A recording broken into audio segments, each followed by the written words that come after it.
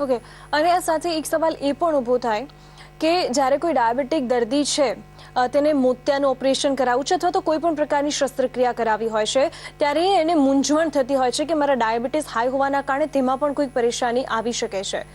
આવી જગ્યાએ માધવબાગ કેવી રીતે એ તમામ દર્દીઓને મદદ કરે છે અને માધવબાગની ટ્રીટમેન્ટ કેવી રીતે હેલ્પફુલ થાય છે?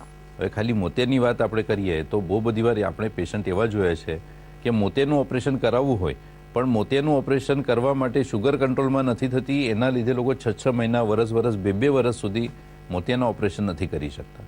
એટલે ખરેખર જેમને ડાયાબિટીસ છે એમને 40 કે 45ની ઉંમર થાય અને થોડું ઓછું દેખાવા માગે તો એ લોકોને ચિંતા વધી જતી હોય છે કે મને ડાયાબિટીસ છે એટલે મારું ઓપરેશન થશે ને, ઓપરેશન કરવાની જરૂર પડશે તો એ કંટ્રોલમાં નહીં આવશે ને મને કદાચ બની શકે, અને એવું થયું પણ છે. પેશન્ટો પોતાની આંખ ગુમાવી ચૂક્યા છે. એટલે એવા પેશન્ટની અંદર આપણે જેવી રીતના મેં કીધું, આપણે 30 દિવસથી લઈને 90 દિવસ સુધીમાં ડાયાબિટીસ કંટ્રોલ કમ્પ્લીટલી મેળવતા હોઈએ છીએ. તો જ્યારે આ ડાયાબિટીસ કમ્પ્લીટ રિવર્સ થઈ જાય, કંટ્રોલમાં આવી જાય છે, તો પેશન્ટ પોતાની સર્જરી આરામથી કરાવી શકે છે અને સર્જરી કર્યા પછી જ ઘાની રૂઝ પણ ફટાફટ આવી જાય છે. અને દર્શક મિત્રો, જે રીતે માધવબાગ દ્વારા કોપીરાઇટ પ્રાપ્ત કરેલ શસ્ત્રક્રિયા રોહિત આયુર્વેદિક પદ્ધતિથી ઉપચાર કરવામાં આવે છે અને તેના જ કારણે હૃદય રોગ, જાડાપણું, બ્લડ પ્રેશર, ડાયાબિટીસ જેવા અનેક રોગ છે જેનાથી દર્દીઓને મુક્તિ પણ મળી છે. અને જો તમે પણ આવા કોઈ રોગથી પરેશાન છો તો અત્યારે જ તમારા ટીવી સ્ક્રીન પર આપેલા નંબર પર ફક્ત એક મિસ કોલ કરો અને માધવબાગના નિષ્ણાંતો સાથે વાતચીત કરો. અને ડૉક્ટર સંજય, જે રીતે ડાયાબિટીસના દર્દીઓ હોય છે ડૉક્ટરો પાસે જઈને દવાઓ લઈને ખૂબ જ કંટાળ્યા હોય છે અને ક્યારેક પોતાના ઉપર જ જાતે પ્રયોગ કરતા હોય છે, તેમાં તેમને નિષ્ફળતા મળે એટલે તેનું મનોબળ પણ વીક થઈ જાય છે. આવા દર્દીઓને માધવબાગ કેવી રીતે હેલ્પ કરે છે?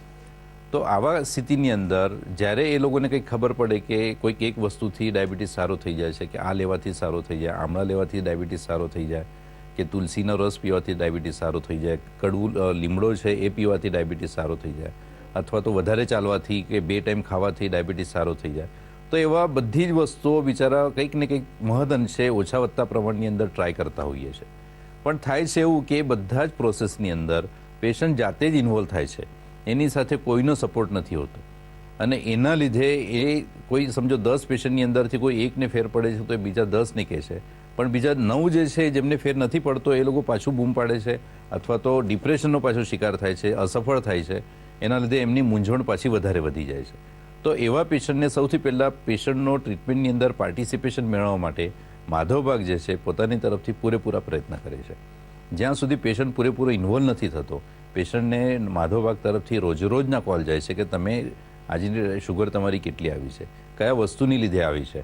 આપણે પેશન્ટને એક આખો ટ્રેકર કરીને બુક આપેલી હોય છે જેની અંદર પેશન્ટ સવારથી લઈને રાત સુધીની પોતાની બધી જ નોંધ મૂકતો હોય છે. તો સરવાળે આપણી પાસે પેશન્ટ જ્યારે આવે છે ત્યારે આપણી પાસે આખા અઠવાડિયાનું કમ્પ્લીટ પિક્ચર હોય છે અને એની અંદર ક્યાંક પાછા ચેન્જ કરવાના હોય તો પેશન્ટને આપણે સમજાવીએ છીએ અને એના દ્વારા પેશન્ટ વિધિન 30 દિવસ, 80 દિવસ કે 90 દિવસ એટલાની અંદર ડાયાબિટીસ કમ્પ્લીટલી રિવર્સ કરીને સારા ફળ પ્રાપ્ત થતા હોય છે. એનું આખું એક પેકેજ આપ્યું કે આ રીતનું એક પેકેજ છે 1 યરનું. એમાં પંચકર્મ આવી જાય, પછી મેડિસિન્સ આવી જાય, આયુર્વેદિક મેડિસિન્સ, અને એની સાથે સાથે ડાયટ બોક્સ આવી જાય. ડાયટ બોક્સ 1 મહિનાનો બહુ સરસ ડાયટ બોક્સ છે. એ મને 3 ડાયટ બોક્સ સજેસ્ટ કર્યા એમને અને ધીરે ધીરે એ શુગર રિવર્સ થવાનો પ્રોગ્રામ સ્ટાર્ટ કર્યો. એટલે એકચ્યુઅલી આ પ્રોગ્રામ જ શુગર રિવર્સલનો છે. પહેલા વિશ્વાસ નહોતો થતો, પણ પછી 1 વીક, 2 વીક, 3 વીક, 4 વીક, એમ લગભગ 1 મહિનો થયો પછી ધીરે ધીરે મારો કોન્ફિડન્સ બિલ્ડઅપ થયો. આગળ જાણીશું ડાયાબિટીસની મુક્તિના નિર્ધાર માટે શું કરવું. અને આ સાથે જ ડૉક્ટર, જે રીતે આપણે જાપીની શરૂઆતમાં જ વાત કરી અને જાપીમાં દર્દીઓને જે ડાયાબિટીસ રિવર્સલના વિશે જે લેખ લખવામાં આવ્યો છે એના વિશે થોડી જાણકારી આપશો. ઓકે, આ એક ટ્રાયલ હતી જેની અંદર રિસર્ચ પેપર જે આપણા અત્યાર સુધી બહુ બધા પેશન્ટો આપણે રિવર્સ કરેલા છે અને પછી આપણે ખ્યાલ આવ્યો કે જાપીની અંદર આપણે સમજો રિસર્ચ પેપર ખરા, એ રિસર્ચ પેપર આપણે આપવાનો થાય તો આપણી પાસે ડેટા આપણે પ્રૂવ કરવાનો થાય. તો એમણે સવાલ પૂછ્યો કે સમજો 1 વર્ષ, 1.5 વર્ષ સુધી તમારા પેશન્ટ કે 90 દિવસની અંદર તમારા પેશન્ટ સમજો ડાયાબિટીસમાંથી મુક્ત થઈ ગયા, રિવર્સ થઈ ગયા છે, તો 9 મહિના પછી કે 1 વર્ષ પછી કે 2 વર્ષ પછી પેશન્ટોનું શું થાય છે.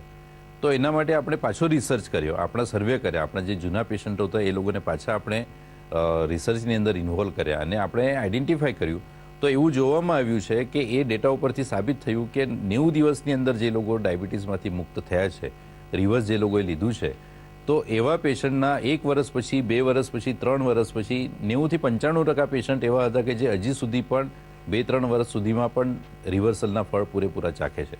તો આ રિસર્ચ સાબિત થયા પછી, આ ડેટા લીધા પછી journal of association of physician of India જે છે એમનું પોતાનું એક જર્નલ છે, એ જર્નલની અંદર આપણો રિસર્ચ પેપર એમણે પબ્લિશ કર્યો અને એક્સેપ્ટન્સ આપ્યું કે ખરેખર આવું થઈ શકે છે.